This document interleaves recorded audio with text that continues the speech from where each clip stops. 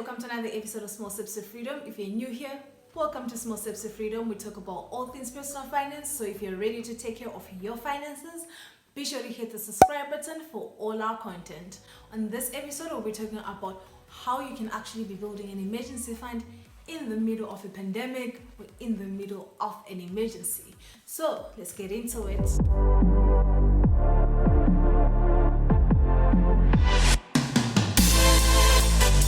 So we've always known that you need to have an emergency fund in place at all times, but I think the current crisis that we're in has definitely highlighted that fact even more, because if you look at how the economy's future is looking, that is also very, very uncertain. Some businesses have closed, people have been retrenched, there have been massive job losses and so on, and that is going to be continuing within the next few months. So in today's episode, I'll be talking about how you can be saving money for an emergency fund during this pandemic or during any kind of emergency. I'll be talking about where you're actually going to get the money to save from, how much you need to be saving, as well as where you need to be keeping that money during this time. So there are some people who are lucky enough to still have a job and income coming in. For those people, they're in a really, really great place for them to actually start building their emergency funds. And for you to do this, you obviously need to be living below your means, which means you need to be looking at what you're spending your money on each month and cutting down as much as possible.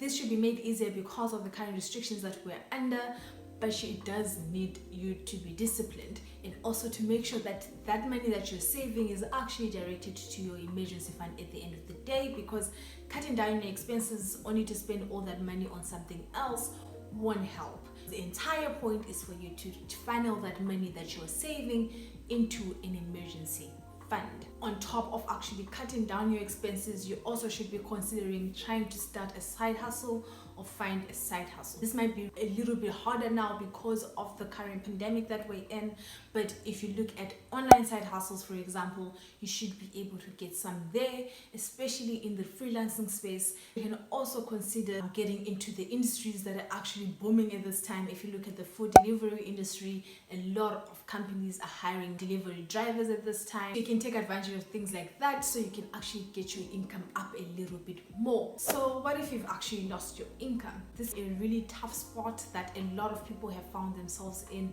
during this current crisis. You should be looking at how you can be bringing in money and how you can be bringing in money quickly. So the first thing you need to be looking at is, what can you sell? Look around your house, see what you can sell, and then use that money to fund your emergency fund. Another thing is obviously trying to get another job. This might sound a little hard, but trust me, there are companies that are actually still hiring out there. If you look at posts on LinkedIn, for example, if you're looking at immediate income, you can look at food delivery because that industry is also booming, as I mentioned in the beginning. So sell as much stuff as you can that you actually do not need.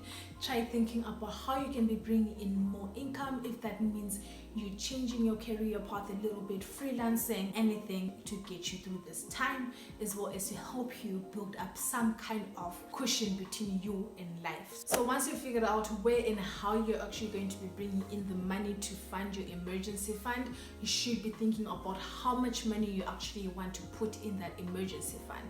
So the conventional rule is that you need 3 to 6 months worth of expenses in your emergency fund. This is going to take you time to get there, but the trick is to stick with it until you get to a point where you feel comfortable with the amount of money that you have saved up. A really interesting conversation that has been happening a lot now due to the current crisis is whether or not 6 months is actually enough of an emergency fund. So some people are talking about stretching emergency funds and making them 10 or 12 months long.